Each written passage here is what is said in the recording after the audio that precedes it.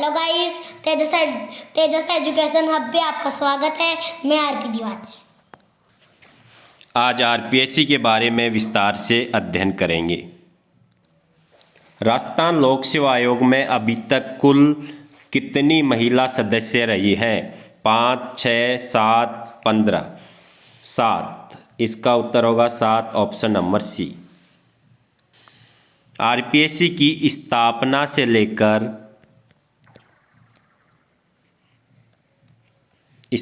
से लेकर अभी तक कुल 7 महिला सदस्य रही हैं। बहुत ही बेहतरीन क्वेश्चन। राजस्थान सरकार में राज्य मंत्री पद पर रहने वाली राजस्थान लोक सेवा आयोग की महिला सदस्य है। जो राज्य मंत्री है, 7 ही महिला सदस्य हो। कांता खतूरिया, कमला भील, प्रकाशवती शर्मा, दिव्या सिंह। इसका उत्तर होगा कमला भील। ये 7 ही आरपीएससी की दूसरी महिला सदस्य है। ये भी आपको याद रखना है क्योंकि आजकल फर्स्ट के बारे में नहीं पूछा जाता है।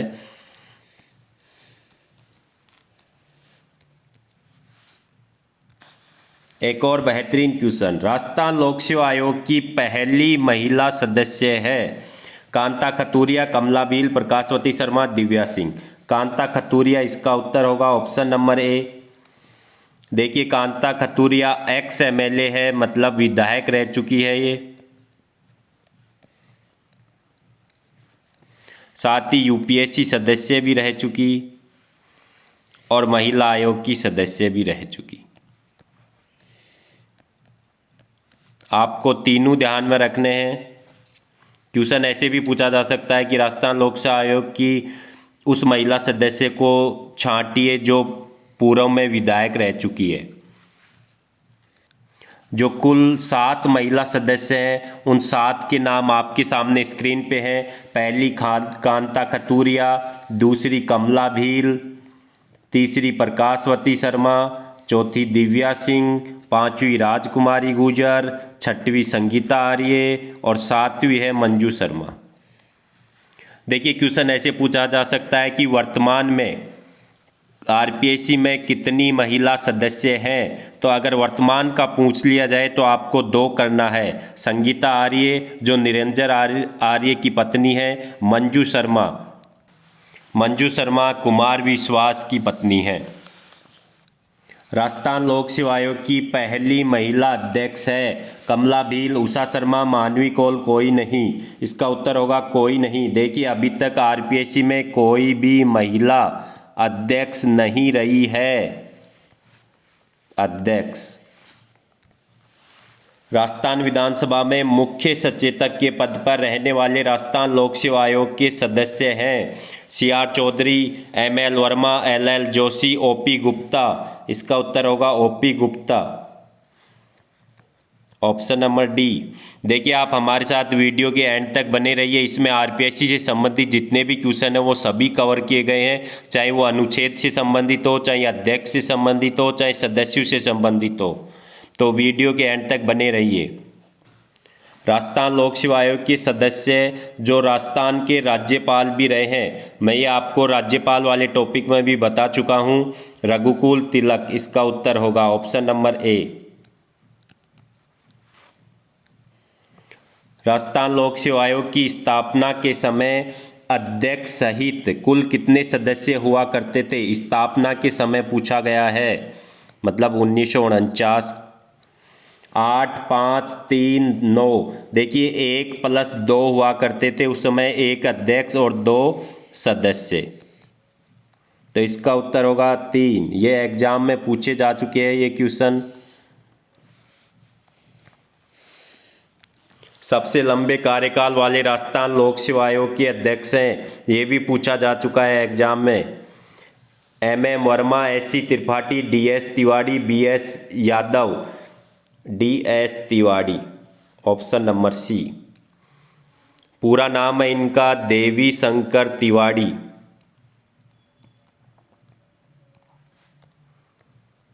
इनके बारे में एक महत्वपूर्ण फैक्ट और मैं आपको बता देता हूं कि ये जयपुर पंजाब मंडल के नेता रहे हैं। जयपुर प्रजा मंडल के नेता, ये पूछा जा सकता है, आपको ध्यान में रखना है।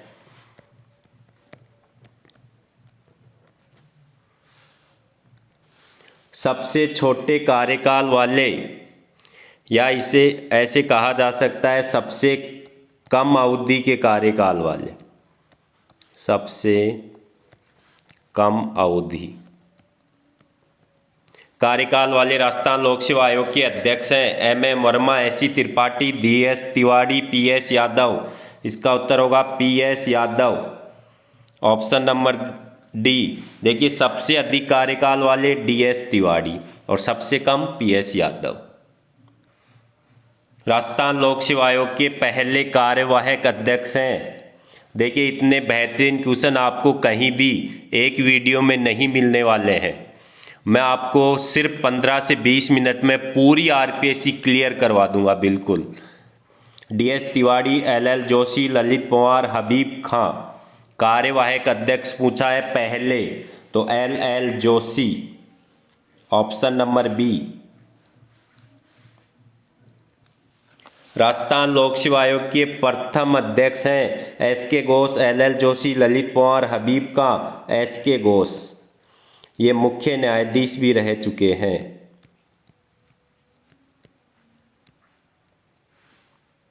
देखिए बहुत ही बेहतरीन क्वेश्चन, हमने जितने भी क्वेश्चन लिए हैं वो RPSC की साइट पे लिए हैं। अगर आपको ये सभी क्वेश्चन देखने हैं तो RPSC की वेबसाइट पर जाके आप सर्च कर सकते हैं, लेकिन हमने आपको बहुत ही कम समय में इसे पूरा कवर करवाने की कोशिश करेंगे। कॉलेज शिक्षा निदेशक रहने वाले राजस्थान लोक सेवा आयोग के अध्यक्ष हैं SK Ghosh, BD Mathur, Lalit Pawar, Habib Khan, BD Mathur, option number B. Rajasthan लोक सेवा आयोग के अध्यक्ष जो राजस्थान लोक सेवा आयोग में सचिव भी रहे हैं NK Bairwa, BD Mathur, Lalit Pawar, Habib Khan, NK Bairwa, option number A. Rajasthan लोक सेवा आयोग का मुख्यालय जयपुर से अजमेर स्थानांतरण के समय अध्यक्ष कौन थे? देखिए कितना गजब का क्वेश्चन, वेरी इंपॉर्टेंट। हम आपके लिए बहुत मेहनत करके इतने इंपॉर्टेंट क्वेश्चन लेके आए हैं, तो आप भी लाइक और शेयर और सब्सक्राइब जरूर करें। DS Tiwari, HN Meena, BM Sharma, Hanuman Prasad, DS Tiwari, देवी शंकर तिवारी। ये स्थानांतरण 1956 में हुआ था। आपको बता दूं पहले RPSC का मुख्यालय शुरुआत में अजमेर न होकर जयपुर हुआ करता था। राजस्थान लोक सेवा आयोग की स्थापना कब हुई? देखिए ये क्वेश्चन एग्जाम में पूछा भी जा चुका है और ये बहुत कंफ्यूज करने वाला भी है। वो कैसे है मैं आपको बता देता हूँ। 22 दिसंबर 1949, 20 अगस्त 1949, 16 अगस्त 1949, 20 सितंबर 1949। देखिए किसी किताबों में आपको 20 अगस्त 1949 मिलेगा, ये वाला, और अगर RPSC की साइट पे देखें तो मिलेगा 22 दिसंबर 1949। तो मैं आपको क्लियर कर देता हूं, इसका उत्तर 22 दिसंबर 1949 ही है, ऑप्शन नंबर ए। 20 अगस्त 1949 को अध्यादेश आया था।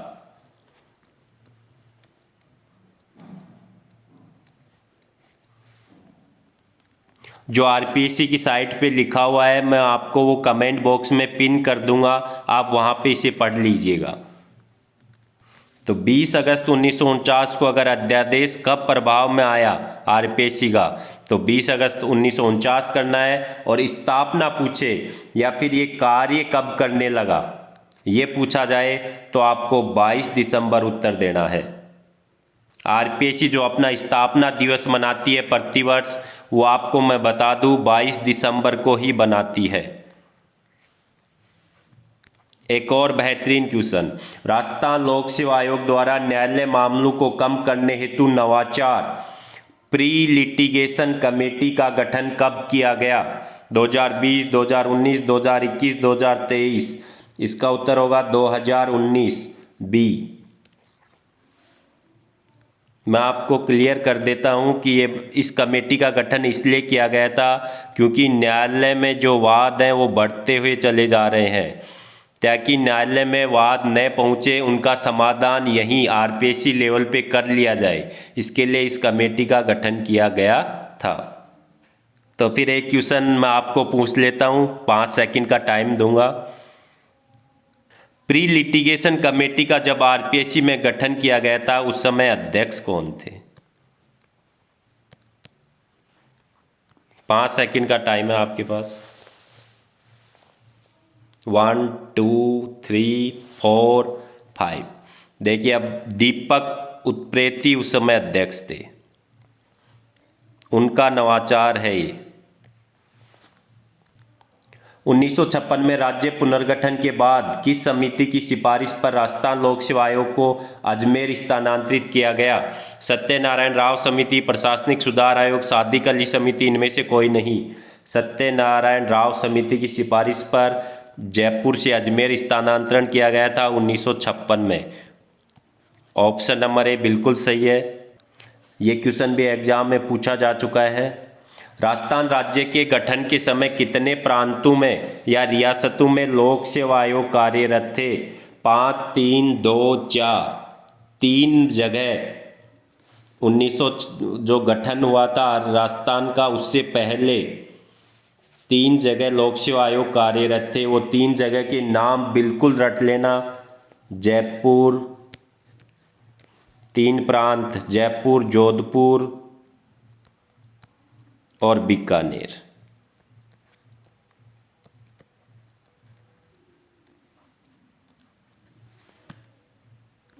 अब एक बार विस्तार से अनुच्छेद पर चर्चा कर लेते हैं। मैं कहता हूं अगर आपने ये पूरा वीडियो देख लिया तो आरपीएससी से संबंधित अगर कोई क्वेश्चन आ गया आपके तो एक भी गलत नहीं होगा, मैं ये गारंटी के साथ कहता हूं। अनुच्छेद 315(1). अब वो जमाना गया जिसमें आप सीधा याद कर लेते 315, 16, 17, 18। नहीं, अब अंदर याद करना है आपको। 315(1), 315(2), 316(1) ऐसे क्वेश्चन पूछे जाने लगे हैं, तो अपन भी आरपीएससी को फॉलो करना होगा, उसी के अनुसार क्वेश्चन तैयार करने हैं। 315(1) में लिखा हुआ है कि संघ के लिए संघ लोक सेवा आयोग होगा और राज्यों के लिए राज्य लोक सेवा आयोग होगा। तो 315(1) में संघ और लोक सेवा आयोग के गठन की चर्चा की गई है। 315(2) इसमें संयुक्त आयोग की स्थापना के बारे में बताया गया है। संसद विधि द्वारा इसकी स्थापना की जाती है, संसद विधि द्वारा। जब 2 या 2 से अधिक राज्य आपस में सहमति कर लेते हैं कि हमें एक ही आयोग द्वारा परीक्षा करवानी है, तो वो विधानमंडल द्वारा पारित कर उसे संसद के पास भेजा जाता है और संसद विधि बनाकर संयुक्त आयोग की स्थापना करती है। अनुच्छेद 316(1). देखिए, आपको सभी याद करने हैं, मैं आपको क्लियर कर देता हूं, हर अनुच्छेद आपके लिए बहुत इंपॉर्टेंट है। 316(1) में है अध्यक्ष व सदस्यों की नियुक्ति। अब अध्यक्ष व सदस्यों की नियुक्ति राज्यपाल द्वारा की जाती है, ये रट लेना आप। अनुच्छेद 316(2) पदावधि। पदावधि कितनी होती है? 6 वर्ष या 62 वर्ष। अब चाहे वो आप ये कंफ्यूज में मत रहना, कभी अध्यक्ष आयर 65 वर्ष कर दो, नहीं, अध्यक्ष हो चाहे सदस्य हो दोनों की 6-62 है। कंफ्यूज मत होना, एग्जाम के टाइम में ये कंफ्यूजन 1-2 क्वेश्चन गलत करवा ही देते हैं।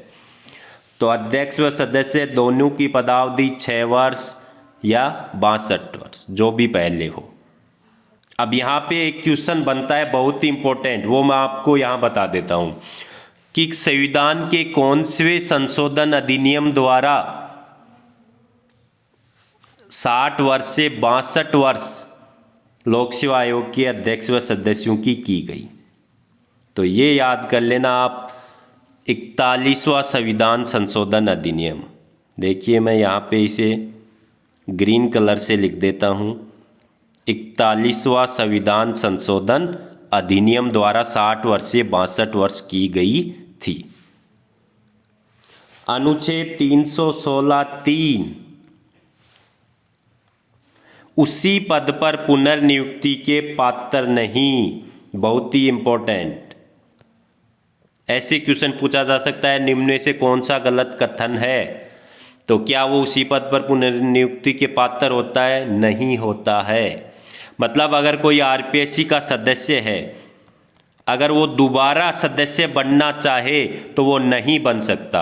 आरपीएससी का अध्यक्ष है, वो दोबारा अध्यक्ष बनना चाहे नहीं बन सकता। ऐसा कौन से अनुच्छेद में लिखा है? 316(3). अब ये बहुत इंपॉर्टेंट है। 317, अगर वो इंपॉर्टेंट है तो ये वेरी इंपॉर्टेंट है। अनुच्छेद 317(1) कदाचार पर अठाना।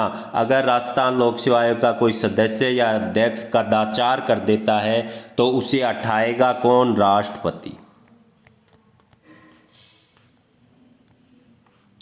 और कदाचार पे हटाता है राष्ट्रपति, डायरेक्ट खुद नहीं हटा सकता, सुप्रीम कोर्ट की जांच के बाद। यहाँ पे मैं क्लियर कर देता हूँ, अगर आपको आ जाए कि कौन हटा सकता है, राष्ट्रपति हो एक ऑप्शन में और दूसरे ऑप्शन में अगर ऐसा दिया हो सुप्रीम कोर्ट की जांच के बाद राष्ट्रपति, तो ये उत्तर होगा सुप्रीम कोर्ट की जांच के बाद। ये लीजिए अनुच्छेद 317(2) वेरी इंपॉर्टेंट। निलंबन कौन करेगा? राज्यपाल।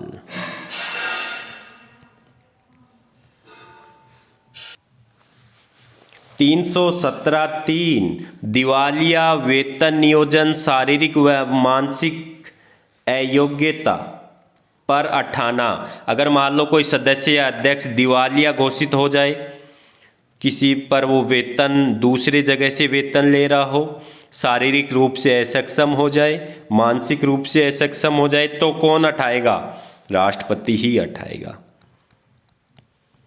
तो फिर इसमें 317(1) और 317(3) में अंतर क्या है?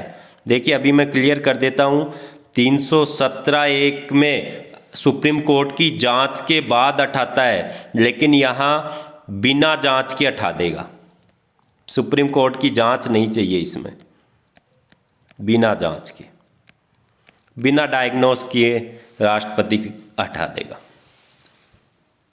317(4) क्या कहता है? कदाचार की परिभाषा दी गई है।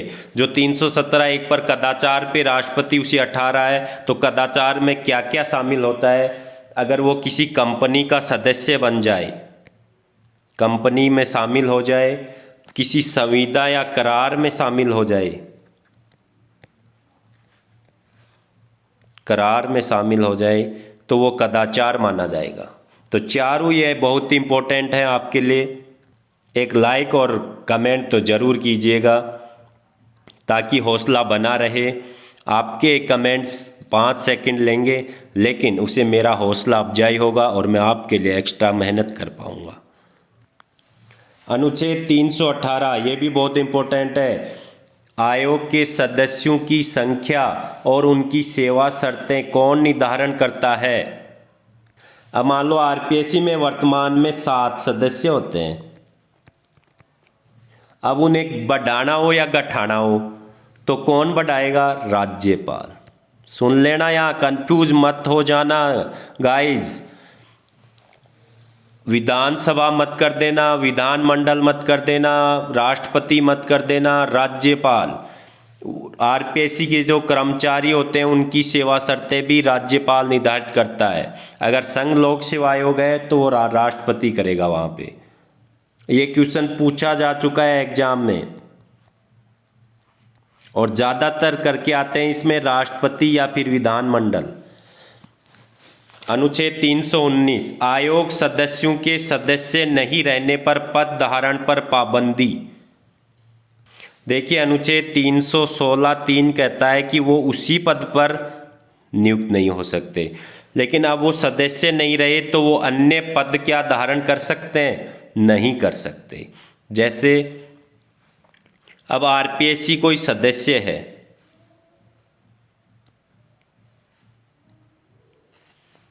जैसे मान लो आरपीएससी सदस्य है, तो आरपीएससी का सदस्य है वो आरपीएससी का अध्यक्ष बन सकता है, यूपीएससी का सदस्य बन सकता है, वो यूपीएससी का अध्यक्ष बन सकता है, अन्य आयोगों में जैसे हरियाणा में, एमपी में उनका अध्यक्ष बन सकता है। तो इनके अलावा और कहीं नहीं जा सकता वो, और कहीं नौकरी नहीं करेगा आरपीएससी सदस्य। अब जैसे मान लो आरपीएससी का अध्यक्ष है, वो क्या करेगा, वो यूपीएससी में सदस्य या अध्यक्ष बन सकता है और कुछ नहीं कर सकता वो। तो ये अनुच्छेद 319 में कुछ पाबंदियां लगाई गई हैं। अनुच्छेद 320 राजस्थान लोक सेवा आयोग के कार्य, रट लेना इस अनुच्छेद को। जो कार्य हैं वो भी आपको ध्यान में होने चाहिए, क्योंकि पूछा जा सकता है कौन सा आरपीएससी का कार्य नहीं है। कार्यों के ऊपर वीडियो के अंत में मैं चर्चा करूंगा विस्तार से। अनुच्छेद 321 लोक सेवा आयोग के कार्यों को विस्तार करने की शक्ति, ये कई बार एग्जाम में पूछा जा चुका है। देखिए, कार्यों का अगर विस्तार करना है तो विधानमंडल करेगी, अब राज्यपाल कुछ नहीं करेगा, अब विधानमंडल के पास है।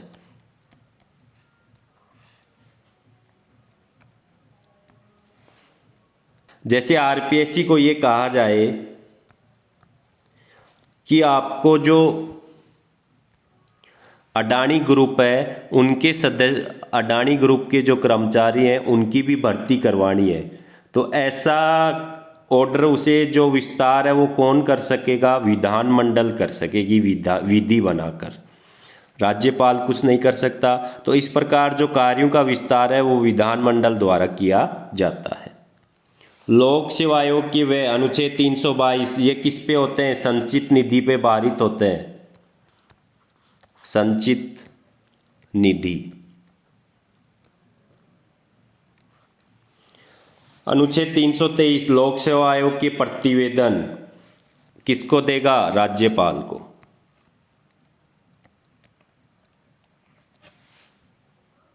देखिए, अभी वीडियो पूरा नहीं हुआ है, एंड तक बने रहिए, एक से एक बेहतरीन क्वेश्चन आने वाले हैं। 4-5 क्वेश्चन और हैं, मैं उन पे विस्तार से चर्चा कर लेता हूं। देखिए, संविधान में सदस्यों की संख्या कितनी होगी लोक सेवा आयोग में, वह उनकी योग्यता क्या होगी, इसका उल्लेख नहीं है। ये ध्यान में रखना। अगर कोई कथन को गलत करवाना हो या सही कथन को छांटना हो, उसमें ऐसा कथन आता है तो आपको ध्यान में रखना है सदस्यों की संख्या क्या होगी, 5 होगी, 10 होगी, 20 होगी। योग्यता क्या होगी, एमएदारी होंगे, क्या होंगे, वो 10 साल नौकरी किए हुए होंगे, क्या होंगे, कोई योग्यता का उल्लेख नहीं है संविधान में। हाँ, इतना जरूर लिखा हुआ है कि आधे से अधिक ये होना आवश्यक है। योग्यता नहीं लिखी हुई, लेकिन ये होना आवश्यक है कि आधे से अधिक आरपीएससी के सदस्य ऐसे होने चाहिए जिन्हें 10 साल की क्या हो जानी चाहिए, नौकरी, 10 वर्ष की नौकरी। अब वो चाहे राज्य सरकार में हो या चाहे भारत सरकार में हो, 10 वर्ष तक। ये एक योग्यता का आपको ध्यान में रखना है। सिर्फ ये एक ही योग्यता है कि आधे व्यक्ति ऐसे होने जरूरी हैं जो 10 वर्ष से तक भारत सरकार या राज्य सरकार के अधीन किसी प्रकार का पद धारण कर चुके हो।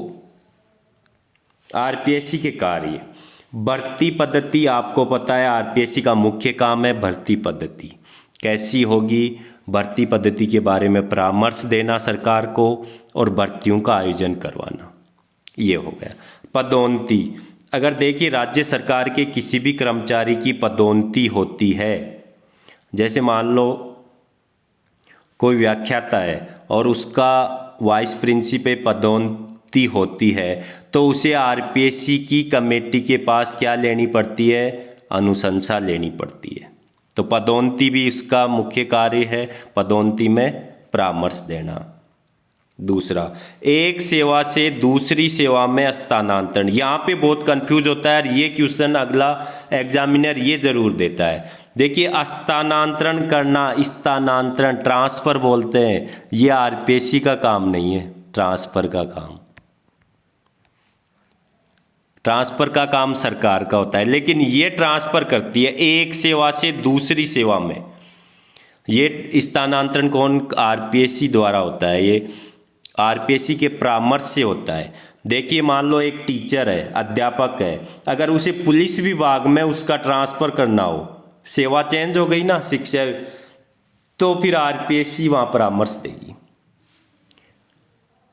अब मान लो पटवारी ग्राम सेवक है और उनको अध्यापक बनाना हो, तो फिर आरपीएससी परामर्श देगी। तो यहाँ ध्यान रखना, एक सेवा से दूसरी सेवा में ट्रांसफर करना आरपीएससी का कार्य है। अगर किसी लोक सेवक को कार्य करते समय किसी प्रकार की क्षति हुई हो, तो उस पर भी क्या कर आदि जो निर्णय किया जाता है वो आरपीएससी द्वारा किया जाता है। ये भी आरपीएससी का कार्य है। 1 वर्ष से अधिक सेवा विस्तार व पुनर्नियुक्ति। अगर देखिए, एक कर्मचारी है, वो रिटायरमेंट ले लेता है 60 वर्ष पे, अगर सरकार उसका सेवा विस्तार करना चाहती है, उसे कहती है कि आपको 62 वर्ष तक नौकरी करनी है, तो उसका सेवा का विस्तार हो गया, तो उस समय आरपीएससी उसे सलाह देगी सरकार को।